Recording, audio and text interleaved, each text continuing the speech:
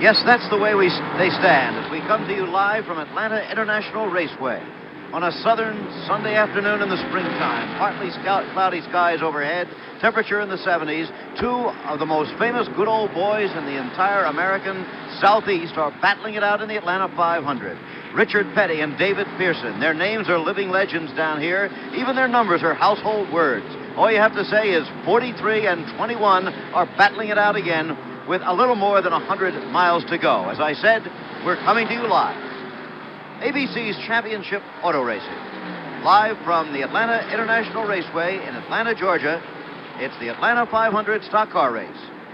Brought to you by Goodyear, the makers of Bigfoot, the new polysteel radial tire. It keeps its feet even in the rain.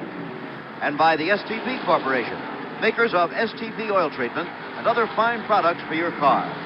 This is Jim McKay reporting, along with world champion race driver Jackie Stewart up here in the commentary booth with me. And Jackie, it has really been something. As I said, the good old boys are at it again for more than 350 miles, almost all the way. Well, this is what I think the crowd have come to see, Jim, because Richard Petty really is king of the road, and David Pearson seems to be the only man who's really capable of consistently being able to compete with Richard in that number 43. And of course, today he has been all the way through. Other people have sort of tickled the position, but they've never really come to grips with him the way that Pearson has been doing for this entire season, in fact. Well, there is the lead car, number 43, as it comes out of turn 4. The second place car, passing a back marker, number 21, is David Pearson. Richard Petty, at age 37, is the son of a famous stock car driver. His father, Lee, was one of the first famous names in this sport. Number 21 there, David Pearson, is a racing grandfather at age 40. The Silver Fox, they call him. Between them, they have won more money, certainly, and more races than anybody else in the sport. Richard Petty is the greatest name the sport has yet produced. This is a 1.5-mile racetrack. As we said, conditions are good. There have been a number of yellow flags, but no rain. There was a threat of it earlier today. Working in the pits, as always, with us, editor of National Speed Sport News, Chrissy Katamaki. Thank you, Jim. I am down in the heart of the Wood Brothers Purelator Mercury pits. This pit crew has brought its driver in the pits 6 times so far today, and Richard Petty down the pits a little ways has also made 6 pit stops. The major difference, however, is that Richard Petty is equipped with a 2-way radio, and David Pearson, for whatever reason, prefers to use the old pit board. This was the last sign they gave him just a few laps ago. There have been questions put on this board. They're not happy with the performance of David's car. I just asked Glenwood what the trouble was. He says, I don't know. We have the chassis about as good as we could get it. There'll be one more scheduled pit stop remaining in this race, providing there's no more yellow flags, and the race could very well be won or lost right here. Back to you, Jim. All right, Chris, and of course the Wood Brothers that Chris was talking about are the most famous pit crew in all the world of racing, whether you're talking about stock car racing, Indianapolis, or even Formula One in Europe. Is that a fair thing to say, Jackie? I'm sure they're the finest pit crew in the world, Jim, just as you say, because when they went to Indianapolis, I remember Jim Clark chose to have the Wood Brothers as the pit crew for him. And they've tried all sorts of motor racing, and I think they are the best. One of the reasons they're the best, because they're the simplest, they're the least complicated. You know, the very fact that they don't have a 2-way radio, in my mind, is something that sticks out. Many of these teams here, most of the top racing drivers, have radio contact with the pits, but they do it by board because it's less complicated, it's less to go wrong. And they seem to be able to manage with this, and they're certainly not complaining because they've certainly had their share of success. Jackie, on a racetrack like this, where it's almost all turns, the straightaways are very short, each only a quarter of a mile, could the radio be quite a distraction to the driver? It could be a distraction, and this is one of the reasons that I think we've never used it in road course racing, because we've got braking, accelerating, turning right as well as turning left, and I think it may just take the driver's mind off of concentration just at the wrong moment. Round here, well, of course, fatigue plays a big part. It is a short racetrack, 1.5 miles in comparison to the super speedways such as Daytona and etc. This is short. And of course, there's more time spent in the corners themselves than on the straightaways.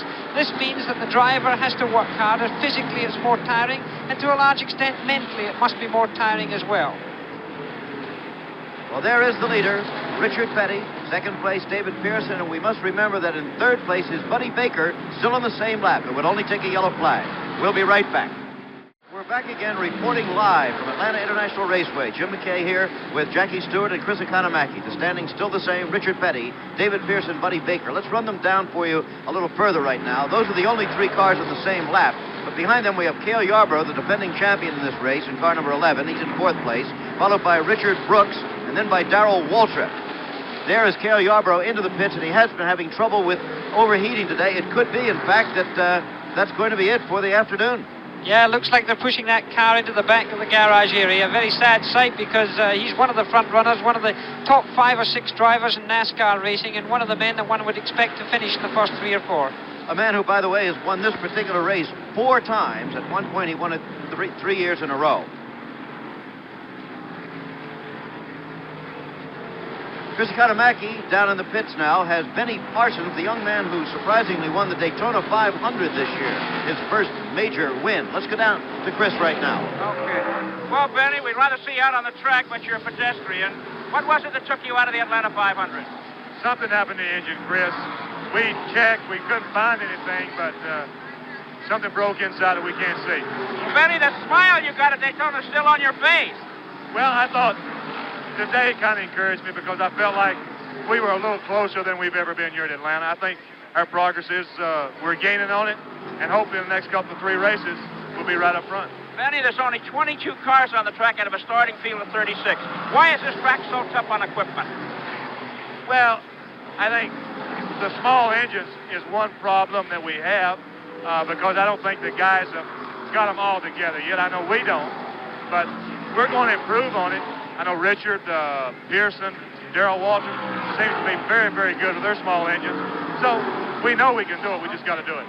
Thanks very much. Back to you, Jim. Benny Parsons, who once upon a time was a cab driver in Detroit. Here's the third place car at the moment, though. This is Elsie Wiley, Buddy Baker Jr. His father before him, like Richard Petty's father before him, a famous stock car driver.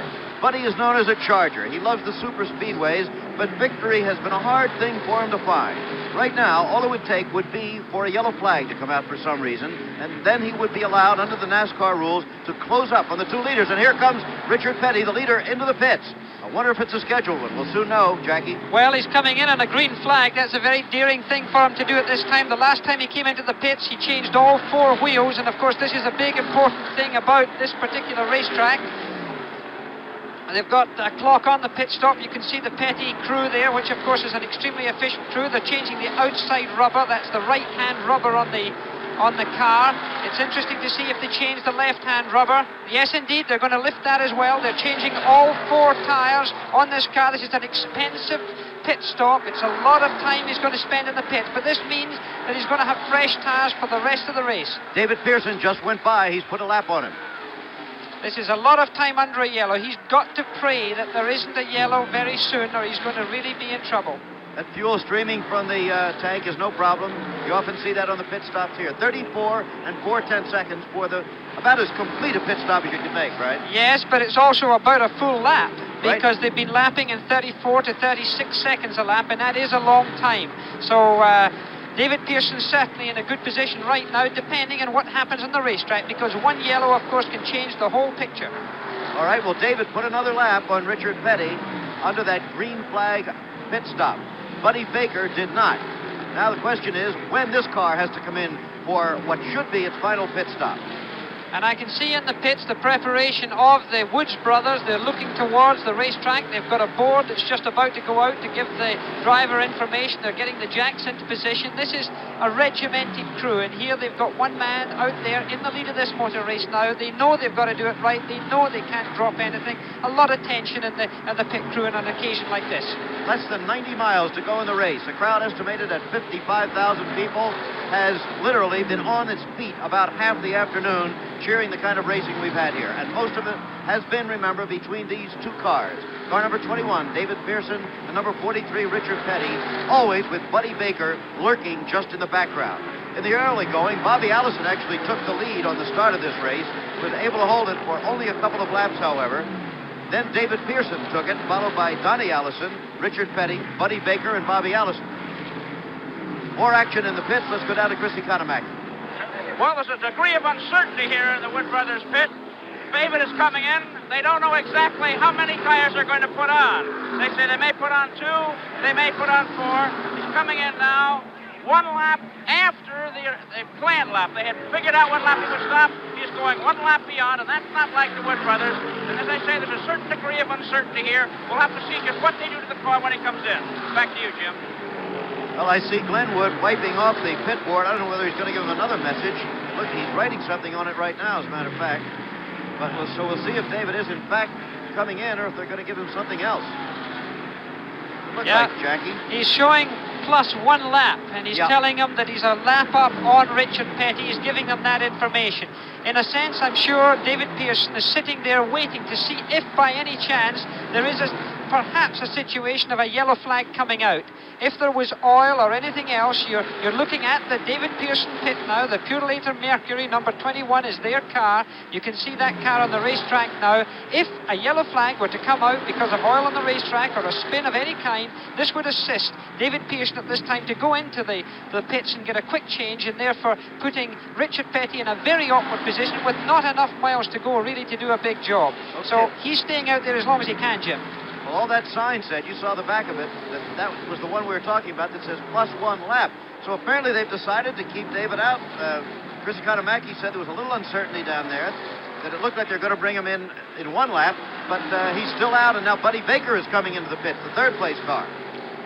Yeah, but Buddy comes in, and he's doing a stop. He's changing rubber as well on the outside. By the way, there is a different compound on one side of the car than there is to the other side. The right-hand compound is a harder compound because the tire temperatures are a great deal higher on the right-hand side. They're going to change 4 tires. You can see them jacking up the inside of the car nowadays. These men really work very well. The softer compound is in the inside, the left-hand side of the car, because in that side the tires are not slipping and sliding to the same degree. It's the lower side of the car, and off he goes.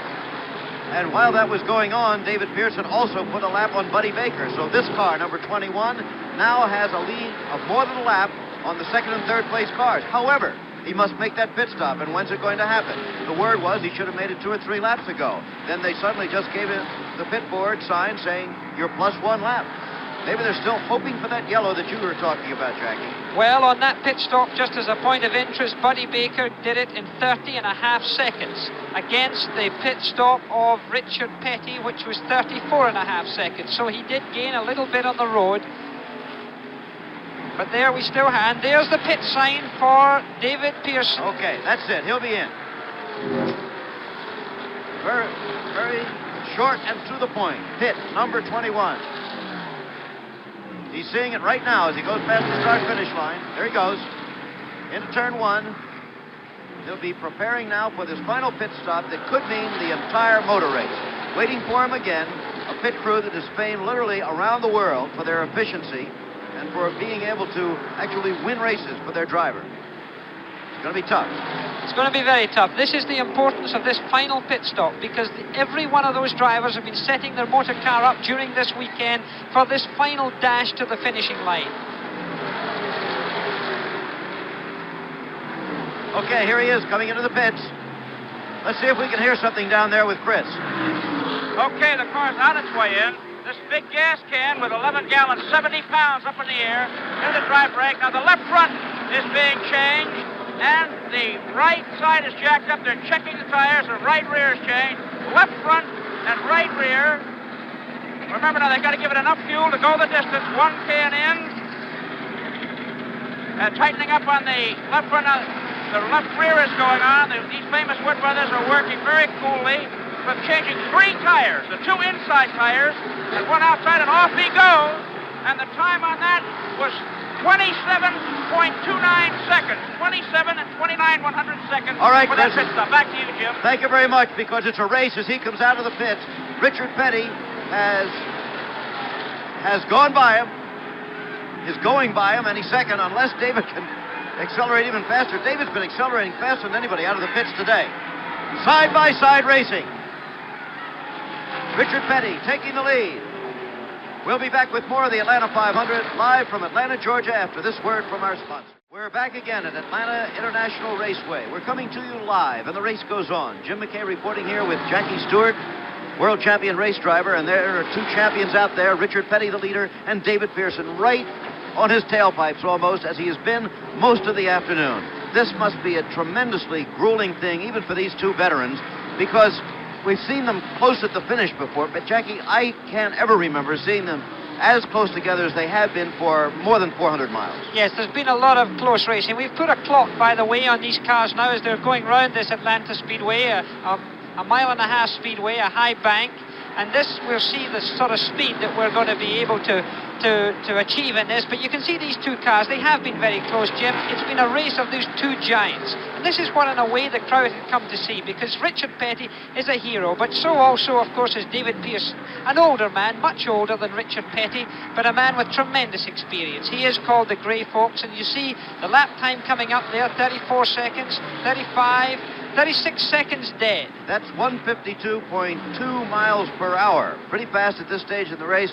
The average speed for the race, 133.650 to this point. But that, of course, includes the yellow flags, of which there have been quite a few. We might bring you up to date a little bit on some of the other drivers in the race. A.J. Foyt was here today, and A.J.'s mother, who is ill in the hospital in Houston, might like to know that although A.J. is out of the race, he is fine. He had trouble with the transmission in his car and had to pit and go out of the race on lap 45.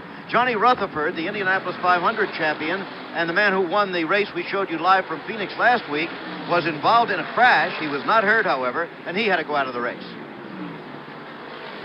Bobby Allison led in the early going, but had to retire on lap 83. The race goes on live. Petty the leader, and we'll be back. Again, we return live to Atlanta International Raceway, and there is the leader, Richard Petty, a man who, in the greatest career in the history of American stock car racing, has never won this particular race. Never in his life has he won the Atlanta 500. Somehow it has escaped him. He's won the summertime race here, I believe, 4 times, but never the 500. And in fact, David Pearson, with whom he's battling right now, has only been able to win it once. So it's been kind of a jinx race for both of these two drivers. There is Pearson in his car number 21. Jackie, we have about 40 laps left in the race. They should have completed their final routine pit stops. What do you see from here? I think this is going to be a race to the final finishing flag. However, I'd like to think that Richard Petty at the moment looks as if he's opened up quite an advantage on David Pearson, and this is something that has been seesawing all day. For a little while, Richard Petty's been able to open up a gap, and then for some reason it's been closed and another gap opened up by David Pearson. And there you see the Richard Petty car going into turn 1 now. Richard Petty seems to be the favourite amongst the other drivers here. I was asking them what they thought was perhaps the favourite for the race, and they seem to think that Richard had his car handling better than anyone else. And the whole business here is tyre temperatures. They've got to keep the tyres as cool as possible. There you see the relative distance between the first man and the second man. Car 21, the pure later car of David Pearson, the red and white car. Well, Jackie, you would know as well as the men out there that, of course, even at this point, and even if Richard continues to open it up, there is, in fact, many a slip twixt the big lead and victory. David Pearson, the man trying to vindicate himself out there today, in a way, I say vindicate because he had a bad experience earlier this year.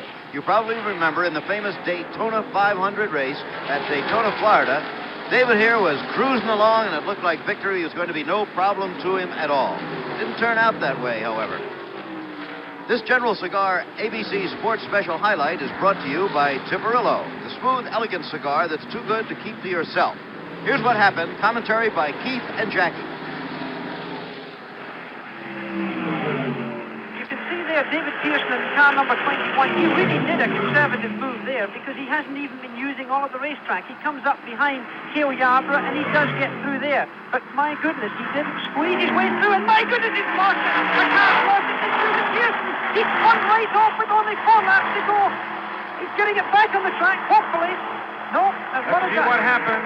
There's that old thing of racing luck with 3 laps to go. David Pearson broke loose on the racetrack, and he has come to a stop that puts Benny Parsons in the lead. And here's David Pearson, high on the bank. He goes low. He goes under Cale Yarborough. And there, something happens. He goes alongside Cale. The car gets unstable, and suddenly he turns in. He may have made contact with Cale Yarborough. I'm not sure. But certainly the car was unstable. He spins. He doesn't know what way he's going.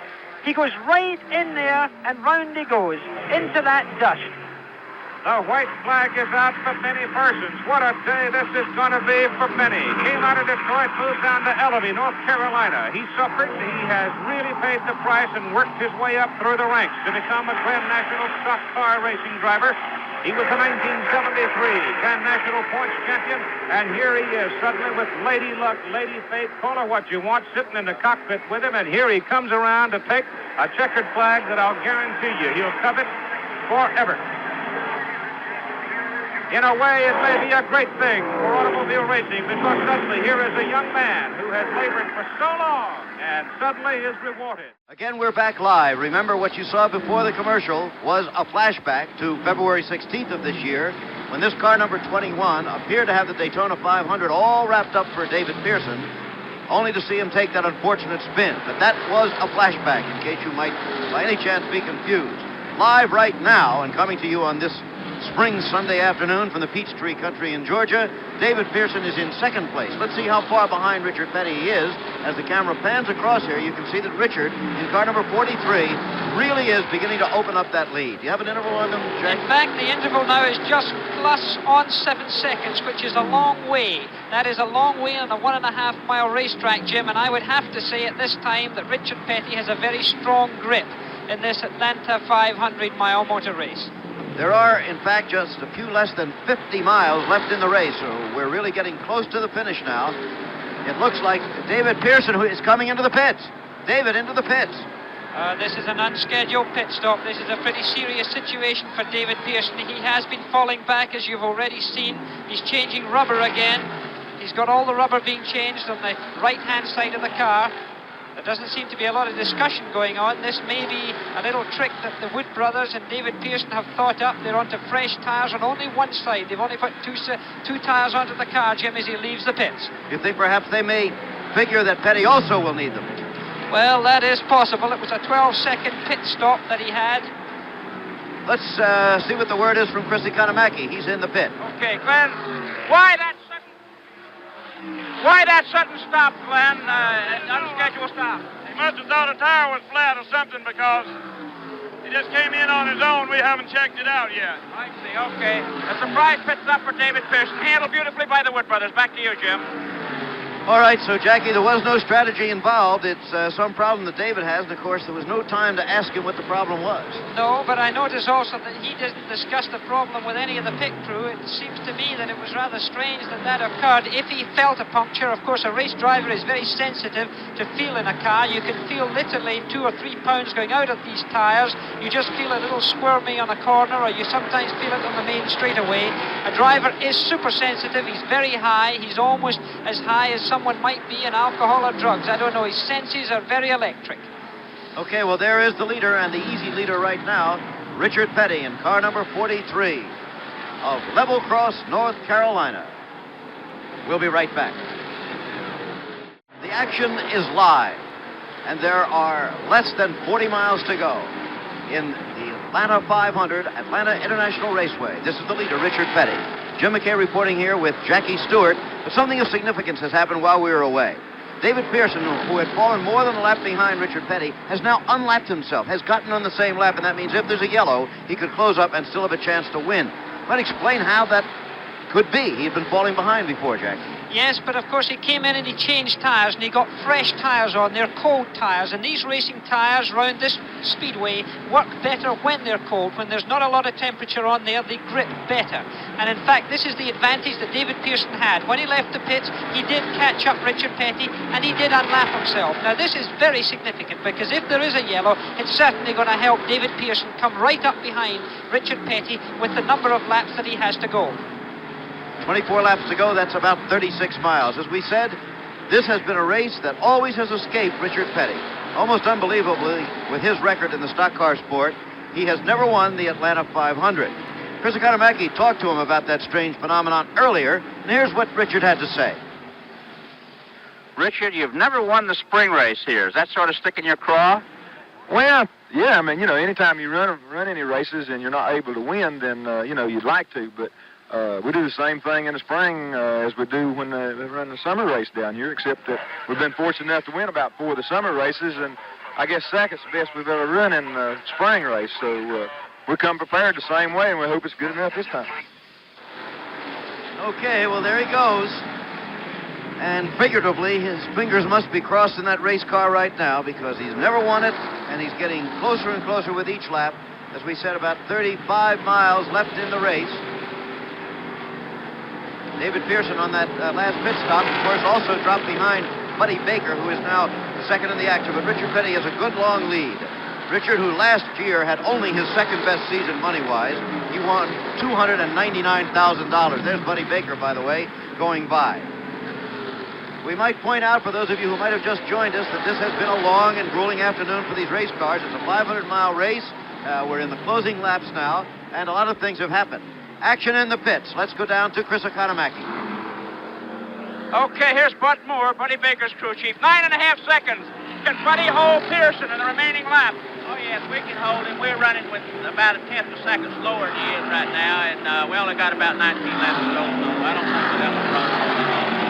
Okay, a confident crew chief. Back to you, Jim. Okay, thank you, Chris.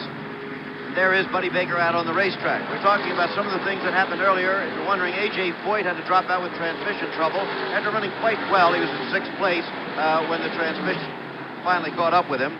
Johnny Rutherford was involved in an accident here, in a crash that could have been bad, but didn't turn out to be for him. He was not injured. Benny Parsons, winner of the Daytona 500 earlier this year, had also to drop out of the action. On lap 101, he was overheating, it appeared, and was out of the race. Cale Yarborough, the winner of this race last year and a 4-time winner of the Atlanta 500, also had to drop out of the action. Bobby Allison is out of the race after leading for the first 2 or 3 laps.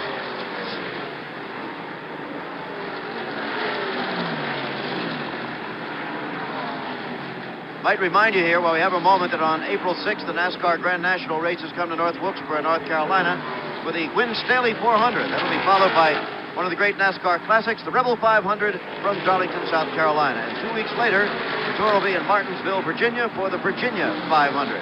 Exciting NASCAR racing coming your way in the weeks ahead. You're going to go out and see those. It's a great sport to watch. As you're watching right now, Richard Petty with, 16 laps to go in the race. That's 24 miles. Yes, it's not very far, and I think at this point one had to look at Richard Petty with some confidence, a man who doesn't make many mistakes, a man with this sort of experience at this time. But of course, we've seen it all before, Jim. You can never take motor racing for granted. There's not only the driver to consider, there's also the factor of the rest of the cars on the racetrack, and of course the mechanical factor, because even after these grueling laps round what must be the bumpiest and roughest racetrack in this whole series of NASCAR events, it's a big thing for a motor car to last the sort of distance that these chaps have been driving today at that sort of pace. Richard Petty, almost unbelievably, has won 166 races in his career. That is better than twice as many as the second-place man, who happens to be David Pearson. Here's the relationship to second place from Richard Petty. As you can see, only a yellow flag is going to enable, or trouble with the Petty car, would enable Buddy Baker and David Pearson to get into the thick of it for this race again.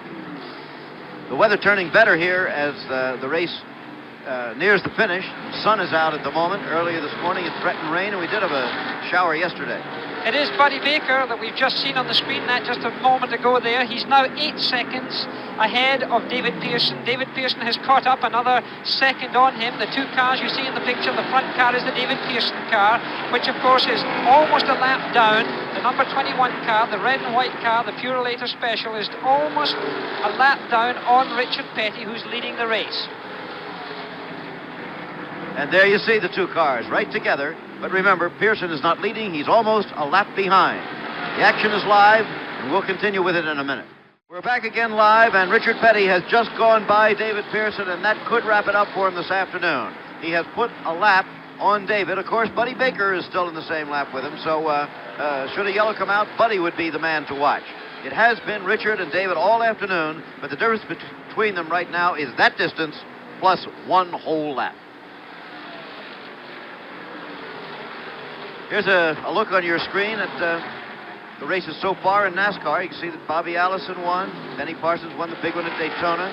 Then Richard got his first win at Richmond. He's had another one in the Southeastern 500. And Cale Yarborough took the Carolina 500. So this would be the third win of the year for Richard Petty, who, as I mentioned a minute ago, I believe, has won more than twice as many races as the second most successful NASCAR driver, who is, in fact, David Pearson. Ran his first race back in 1958. Now 37 years old. He looks like he could go on and on.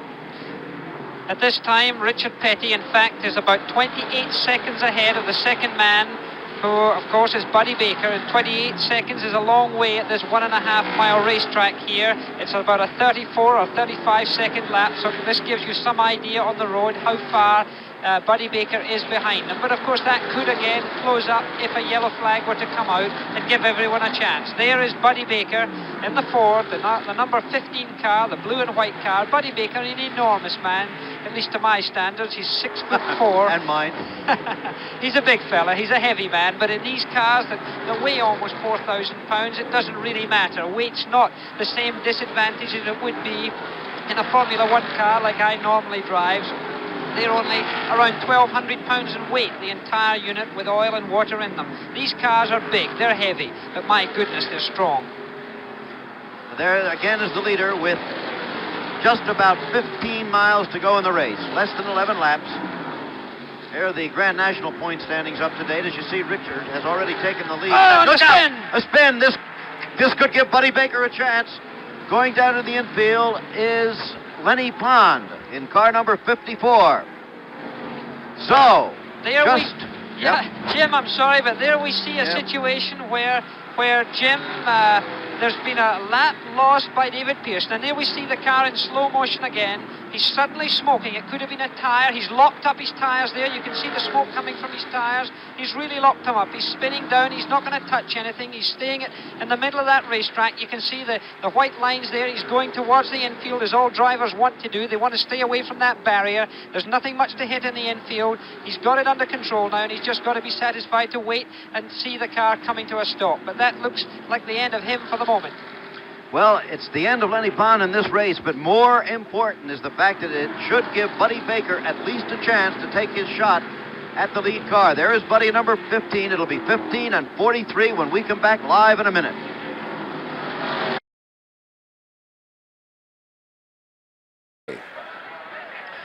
Again, we're back live, and there's been yet another development. It's possible that this race could finish under a yellow flag, which would assure victory for Richard Petty rather than giving a chance to Buddy Baker, because after we went away on the spin, two more cars spin. Number 81, Warren Tope, and 92, Skip Manning, both spun in different places on the race course. So it appears that there's a lot of oil out there, and that would take a good while to clean up. Coming up on ABC's Wide World of Sports, over most of these ABC stations, you're going to have the final of the World Cup of ski racing, with Turney of Italy and Stenmark of Sweden battling it out in the final race, a dual slalom, to see who will be the World Cup champion of this year. We'll also have live from Cleveland the weigh-in for the Muhammad Ali fight tomorrow night against Chuck Wepner. In addition, men's figure skating championships, world championships, and Golden Gloves boxing from New York. As you see, it's going to be a busy time over most of these stations on Wide World. Richard Petty, as you see, and we've been telling you, most national championships, 5, most Grand National wins, 166. Just incredible. This has been, of course, a very messy track for these drivers now, and I would say, Jim, at a risk, this track is going to take a lot of cleaning up before this motor race finishes, because right through turn 1 and the short chute into turn 2, there's an enormous amount of chemical being dropped down there to try and soak up the oil. And whether the officials will consider that it's too dirty to start racing because it's right in the middle of the groove, Jim, this could affect certainly the rest of this motor race. Okay, well, nobody's going to pass under the yellow, so that'll give us a chance to show you something we wanted to if we possibly had a chance. Some of these fellas have gotten together and have made a record album. Richard Petty and Darrell Waltrip and Cale Yarborough, Bobby Allison and Buddy Baker. Here is Richard Petty with a bit of his King of the Road. That's the voice of the King of the Road himself, Richard Petty, that you hear while you watch his car live, apparently moving, if slowly, to victory in the Atlanta 500. You think Marty Robbins is going to take offense at these fellas recording now? Well, I don't know, Jim. I don't know whether just before he made that record he may have touched the wall, but his voice seems a little higher than normal. Marty Robbins, of course, is the well-known singer who also drives stock cars. So I guess turnabout really is fair play now for the stock car drivers to start doing some singing. Thank you, Richard. That'll be enough. Richard Petty with his new record, King of the Road. On the album, as we said, they're all there. Cale Yarborough does 6 days on the road. Richard has another one, Let the Good Times Roll. Bobby Allison has one on there. Buddy Baker sings Butter Beans. Oh, you can't miss that whole album. David Pearson does Maybelline. And Darrell Waltrip, I Can Help. But enough of the disc jockey business for now. Back to sports, where the laps are dwindling away. Unofficially, we show that there will soon be only 3 laps to go, and it may be that the green flag will not fall again. Here is a rare view of the actual recording session. Looks a little more like a lineup. There's Bobby Allison on the left, and then David Pearson, and Richard deep into the King of the Road, it looks like, with his chin sticking out a little bit. And on the right, there's Cale, Big Buddy in the middle, of course, in the white, and Darrell Waltrip with his mouth open. The whole gang, as they were doing a group number on their album. And here is the group. Many of those you saw in that picture have retired for the day, unfortunately for them. Well, you know, looking at this lineup just now, we've seen some tremendous motor racing this year, Jim. I think some of the best motor racing that I've ever seen has been in this NASCAR series. There have been a few surprises, but of course we've got, and you can see, by the way, the dust and everything flying around there from the chemicals that have been laid down on the racetrack. But of course we've got Trenton coming up on Wide World of Sports. That's going to be my next event as far as ABC are concerned, and that's going to be a USAC race live from Trenton. But I'm looking forward to it because the racing really has been superb all season. Well, it sure looks like we're going to finish under the yellow because they're getting out well, they got the green and the white together. It could be they're going to get the green and the white for 1 lap of racing. Yeah, that's what it looks like. They'll get the green and the white together. Buddy Baker's coming right is down low. Moving already. This could be a sensational restart, and what a lap it could be at the end. After 500 miles, it's a 1-lap race, and there they go. The 2 lead cars are the cars battling for this championship. Richard Petty's never won it. Suddenly he's in trouble just when he had it all wrapped up. But whether or not Buddy Baker can catch him is a big question because all afternoon he's not been able to do it. Richard Petty out in front, Buddy Baker about 50 yards behind him down the straightaway. Can Buddy do anything on that straight? It's his last chance on the straight. Otherwise, he'll have to do it in the corners. He'll have one more shot at him coming out of turn 4. He's gaining at the moment. He is gaining. Buddy Baker cutting down low. It's going to be a fantastic finish. But it looks to me like Richard will hold on. Here he comes. Richard Petty winning his first Atlanta 500 by 50 feet over Buddy Baker. Hey, what an afternoon, Jack. Well, what a way to finish a motor race. Really coming up for the entertainment of it, giving the crowd a tremendous moment there. For those who slipped away, my goodness, they nearly missed the end of a superb motor race. The 2 drivers obviously having a look at each other, a bit of a chat there as you see the winner, number 43, Richard Petty. The second man alongside him, car number 15, Buddy Baker. Third place goes to David Pearson, and unofficially, Richard Brooks is 4th in car number 90, and Darrell Waltrip 5th in number 17, Donnie Allison 6th in number 88. Those are unofficial standings. Richard Petty, Buddy Baker, and David Pearson. And again, Richard Brooks in number 90 is unofficially 4th, Darrell Waltrip 5th. Down to victory lane now, and Chris Economaki. Okay, Richard, congratulations. That 2-hour nap paid off, didn't it, this morning? Yeah, everything worked out real good. That's my boy, let him in. Well, let him come out. Bring him up here. All them girls, too. Right Oh, you're running victory lane, and this is the race, huh? Well, I do. We don't win that many down here in the spring, and I want to get them all in here. When did you first come here, Richard? When first race I ever run, we was here. I don't think we missed, but a couple of 3 is all we've missed since I started running here. Well, congratulations, you drove a great. What did you think of that number 15 surprised you in the mirror there in the last lap? Well, you know, when they had that last caution, I said, well, I'm home free, you know, and then I got to thinking, I said, boy, if they start this race and he gets a good start, which he did really get a good start, I said, he's liable to motor on by, but worked out real good for us. Okay, what about this wet rag on your neck? How's your neck, Richard? Oh, everything's okay. You know, anytime you win, you're in good shape. Okay. But physically, how do you feel? You took that nap and you're not as beefy and hefty as you used to be. Well, 500 miles at Atlanta, tough as 500 miles, say, at Daytona or Darlington? Yeah, it's something like Darlington will be. It was kind of cool in the car, so that helped a lot. But, you know, when down here in July, then it really gets rough. But this is one of the first races, and everybody's really not in good shape. So we get just as tired in this race we're doing in the rest of it. What about thrills out there? Did you have any scares today, Richard? when they threw the white flag with one lap to go in the green at the same time. Betty was the only thing I was worried about. Me and Pearson had a good race all day long, and he must have got on a bad set of tires the last time, and when he did, I was able to outdistance him, and all day we've been able to outrun Betty, so it was just really between David and myself, and like I say, he had a bad break, and it worked out good for us. Well, the nurse was over there with the oxygen tank when you came in. Did you partake any of that? I didn't need it today. Okay, congratulations very much, Richard, and we hope you win some more of them. Okay, that's it from Victor Lane. Back to you, Jim.